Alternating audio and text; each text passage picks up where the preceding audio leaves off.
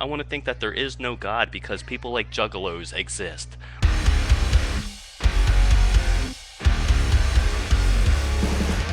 What's up, everybody? I'm Finn McKenty. This is the Punk Rock NBA, and welcome back to my Most Hated Bands series. This is where I talk about bands that people hate, and I try to figure out exactly why they feel the way they do, and what we can learn from it, because anytime people feel that strongly about anything, I think there's something to be learned from like a marketing and consumer psychology perspective. This is episode number 6, I think. I've done quite a few of these. Today we're going to be talking about 3 bands: Insane Clown Posse, Tekashi 6ix9ine, and Deafheaven. But before we get into that, first, if you have not yet followed me on Instagram, I would love it very much if you would do that. There's a link to that in the description. And also, I want to thank NordVPN for sponsoring this video. Let's talk about internet privacy and security for a minute, because if you haven't been thinking about it, you should be. Hacks and identity fraud are more and more common, and let me tell you, it is no fun to go through that stuff, and that is where NordVPN comes in. If you're not familiar, essentially think of a VPN as a secure tunnel that redirects and encrypts all the data that comes in and out of your computer, helping to keep you safe against anyone who's trying to hack or spy on you. If you want to sign up right now, you can do that at the link in the description, and you'll get up to 70% off your subscription. Just go to that link and use the coupon code ThePunkRockNBA. But let's get specific for a minute. Why would you want a VPN? Well, for one, if you work off public Wi-Fi a lot, like I do at Starbucks, hotels, airports, stuff like that, and you want to keep all your data safe. Or maybe you're one of the many people that just doesn't like getting tracked by Google, Facebook, and other advertisers. And best of all, NordVPN lets you connect up to 6 devices with one subscription. So your laptop, your desktop gaming PC, your phone, your iPad, maybe a console, all that is going to be covered for one price. If you want to sign up, just hit the link in the description and use coupon code ThePunkRockNBA. And with that out of the way, let's get into it. These Juggalos, these wannabe little gangster yo-boy wiggers. Whoop whoop, show me your butthole. MCL, my ninja. If you already know who Insane Clown Posse are, then everything I just said will be very familiar to you. And if you don't know who they are, or maybe you're not super familiar with them, let me explain. Now, I'm no ICP scholar, but I have been kind of morbidly fascinated with them since I moved to Cleveland back in 1996 and discovered the wild world of like upper Midwest white guy rap, including a young version of Kid Rock, who back then I remember called himself the motherfucking pimp of the Midwest. But ICP were easily the most ridiculous and attention-worthy of all of them. I mean, schlubby dudes from Detroit wearing evil clown makeup and FUBU jerseys? How could you not pay attention to that? And then I found out about their very unique fandom. As you probably know, they call themselves Juggalos.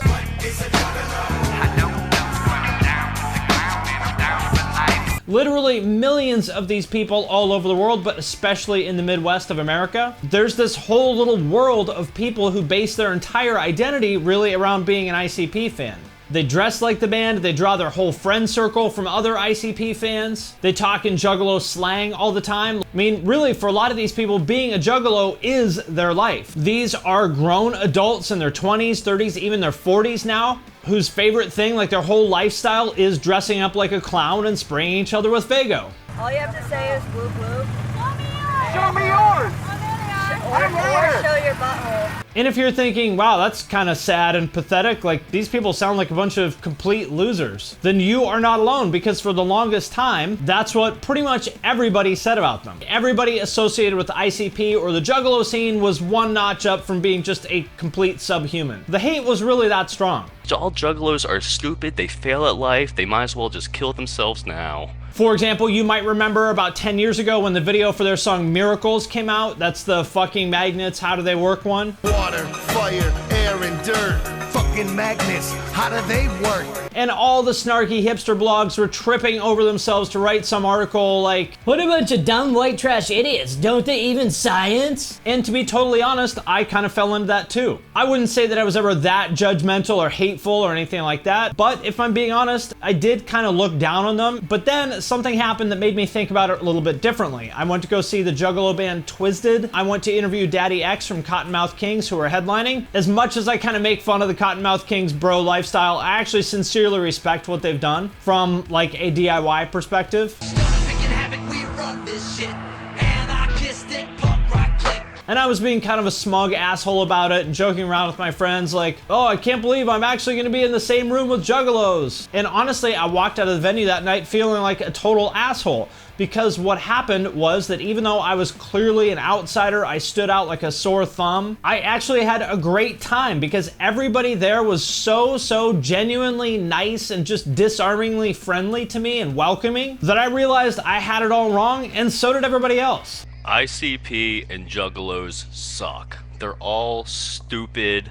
And what I kind of realized is that the way all these snarky hipster blogs shit on ICP and Juggalos in general revealed what I think is one of the grossest things about a particular part of music culture: the just straight up unapologetic classism. The one group of people where it's totally socially acceptable to just absolutely shit on them in the most hateful, cruel way is people like Juggalos. The working class Midwest types who don't like the quote unquote right things, or as a lot of people called them, white trash. This is sweet tea, you know how we do it? Sweet tea and heroin. Whoop, whoop, whoop. With that said, I'm happy to see that that really doesn't seem to be the case anymore. In fact, I think that the narrative around ICP has actually evolved in a really cool way. Most of the articles or videos that you would see about ICP now portrays the Juggalo scene as really what I think it is. It's a place for all these misfits and outcasts who legitimately don't fit in anywhere else and don't get any respect from anybody, anywhere really, to finally have a place where they belong and fit in and don't feel like a piece of shit. I know my constitutional rights. I can be a juggalo if I want to. It's fucking America. And also, people are starting to give ICP credit for being one of the most successful DIY artists of all time, as they should. I think a really big milestone here was that ICP was recently on No Jumper and DJ Vlad. For ICP to be on two of the most influential platforms in hip-hop, I think says a lot about how the thinking has changed around them. I just want to get that across firsthand, that I'm hugely appreciative and I have a huge amount of respect for everything that you guys have accomplished. Now, with all of that being said, do I want to go to the gathering of the Juggalos? Fuck no. The last thing I want to do is live in a muddy field for 3 days with a bunch of people running around naked and spraying soda on each other and God knows what the fuck else happens there. And do I want to listen to ICP's music? Again, fuck no, I don't. I think they are absolutely awful, but I'm genuinely happy that other people enjoy it, and I'm also happy to see that we aren't being such dicks to their fans anymore. Are you dumb, stupid, or dumb? Huh? And next up, 6ix9ine. If you are one of the people who kind of turns up your nose every time I praise rap on this channel, then you might like this segment because this is going to be one of the rare times where I take the side of rock over rap. If you are not familiar with 6ix9ine, or as he is also known, Tekashi 6ix9ine, he is a 24-year-old rapper from New York that's pretty much universally hated. And to be clear, he is hated for very good reasons. I am not here to defend him at all. And yet he's also incredibly popular. For example, his comeback song Gooba, which was the first one he put out after being in prison for a while. You're mad, I'm back. Big mad, he's mad, she's mad. Has 360 million views in a month, and it also has the record for being the most viewed video of all time on YouTube within a 24-hour window. It got like 40 or 50 million views in a day. So how is it that he is so popular yet also so hated? Well, that depends who you ask, and also gets back to my original point about the differences between the rock and rap scenes. In the rap scene, he's hated for being a shit talker, but more than anything else for being a snitch, a rat.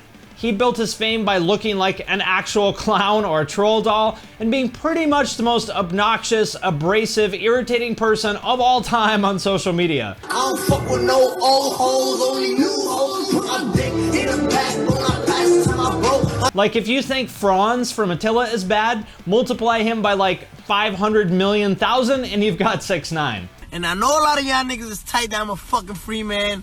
You're mad. You're mad. Stupid. Talking shit on every rapper you can imagine, bragging about his gang affiliations, and just being like an absolute raging dick to anybody and everybody, and giving zero fucks about who he pissed off along the way. I mean, if you come at Casanova, of all people, I don't crack under pressure, fuck the bullshit.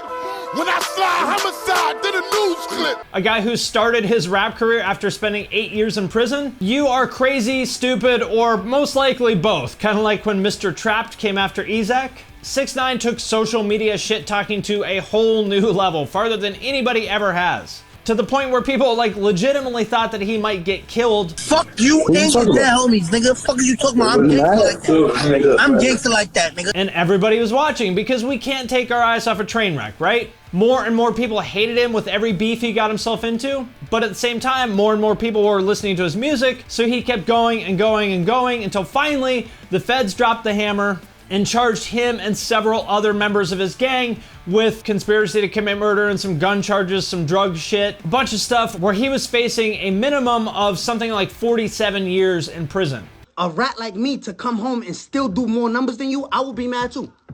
You have every reason to be mad. Which led to the thing that most people seem to hate him for. He testified on behalf of the feds against members of his former gang in order to get a reduced sentence. Personally, I don't give a fuck. I mean, why would I care that he sold out a couple career criminals? But this made the rap world go absolutely ballistic, with tons and tons of like snarky social media posts and diss tracks that cemented his status as easily the most hated person in hip hop of all time. Everybody from Trippie Redd to Snoop Dogg to 2 Chainz was calling him out. I read the paperwork you told on your homies. I felt it when we met, gave me vibes of a phony. Now on the rock scene, it's a different story. There, he is hated for being convicted of sex crimes. He pled guilty to some charges involving sexual exploitation of a minor.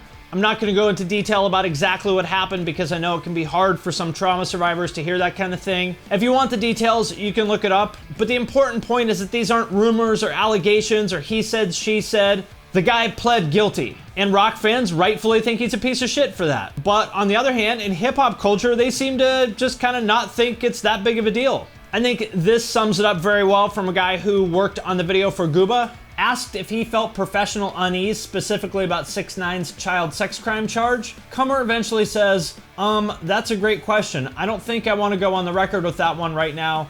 Anyone who brings that up to me, it's totally a valid concern and it's a point, but at the end of the day, the numbers don't lie.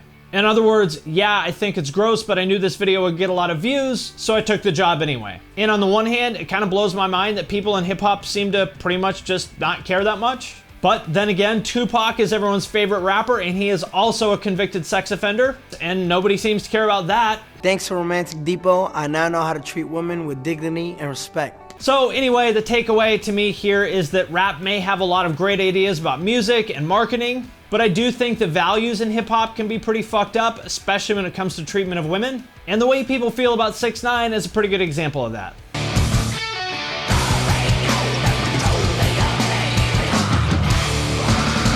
That's not metal. Look at those gay haircuts. They're not a metal band, they're just a bunch of hipster pretty boys. No, I'm not talking about Bringing the Horizon or Asking Alexandria. I'm talking about another one of metal's favorite punching bags, Deafheaven. Or maybe more accurately, a former punching bag, because that seems to be less true now. But if you go back to 2014 or 15, you can't throw a rock without hitting some true cult black metal fan making a shitty comment about how they're hipster black metal and they have no place in the scene, which to be fair is kind of true. I mean, they 100% are hipster black metal. I mean, look at them. They look like the kind of guys that would have some very elaborate 25-minute long artisanal coffee brewing process every morning as they listen to the New York Times podcast, and a lot of their fans do too. So the hipster black metal thing is not wrong as far as their image, and I would say with their music, it holds true too.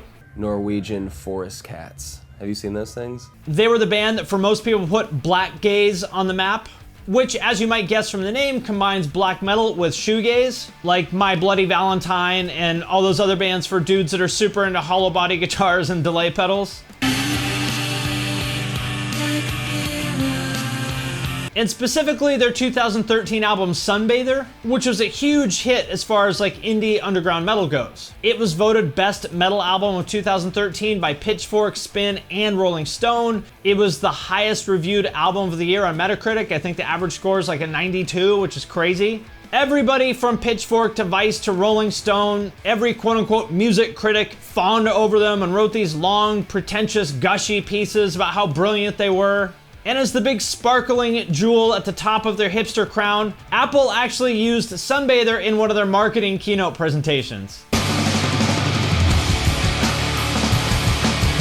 So critics and people who normally didn't listen to black metal adored them, but the true black metalers, oh no, it was a very, very different story with them. As a few pretty typical examples, this Facebook comment full of big boomer energy.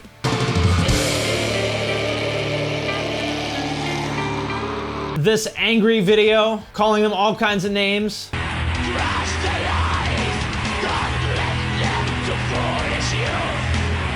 Or this long butthurt blog post about them and liturgy. The other poster children for hipster black metal. As I'm editing this now, I kind of realize it makes it sound like I hate this band and like I'm trying to shit all over them. I'm not at all. Like, musically, it's not necessarily my thing, but I actually legitimately respect what they're doing. I think it's very innovative and cool, and they seem like cool guys who can take a joke. So that's all, no offense intended. As is usually the case with these bands, I don't think their music alone can explain the hatred, because they were far from the first band to do blackgaze or post-black metal or whatever you want to call it. There are plenty of other bands from hipster meccas like Portland and Olympia, and I apologize on behalf of the Northwest for bringing this into the world. Agalloch and Wolves in the Throne Room being two examples, and as I recall, those bands were pretty well liked.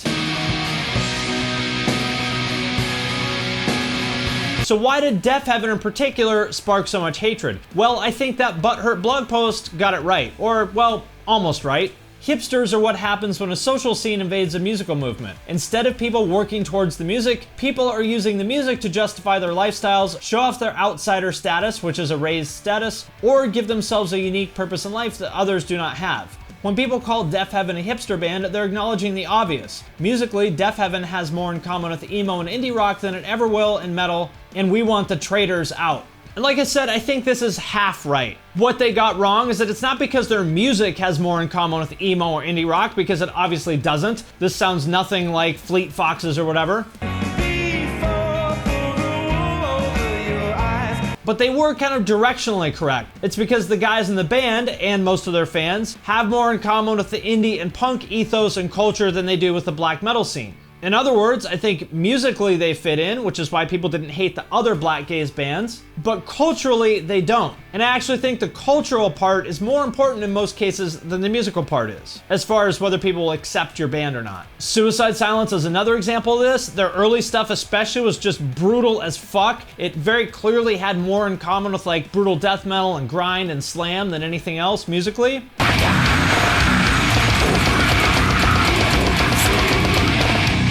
But the band's cultural roots were in the Inland Empire, metalcore, and deathcore scene, and so real metalers hated them. Or as sort of the opposite scenario, Newfound Glory is an MTV TRL pop punk band, but because of their roots in the hardcore scene, particularly Chad, they're accepted in hardcore, whereas a band that sounds the same, like Good Charlotte or Simple Plan, is not.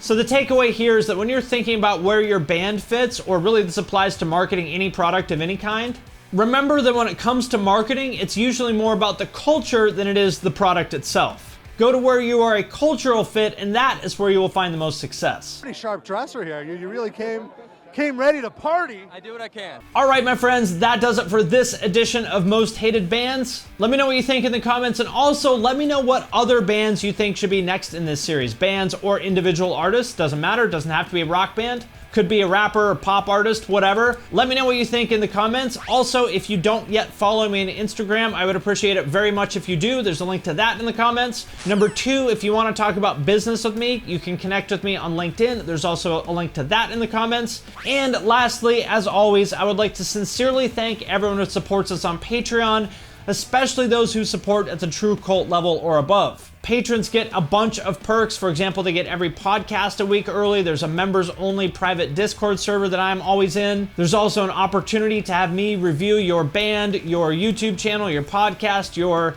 design or photography portfolio, any other project that you would like to send my way and get my feedback on. So if that sounds interesting to you, check it out at the link in the description. And with that, I'm going to sign off for now, but I will see you next time.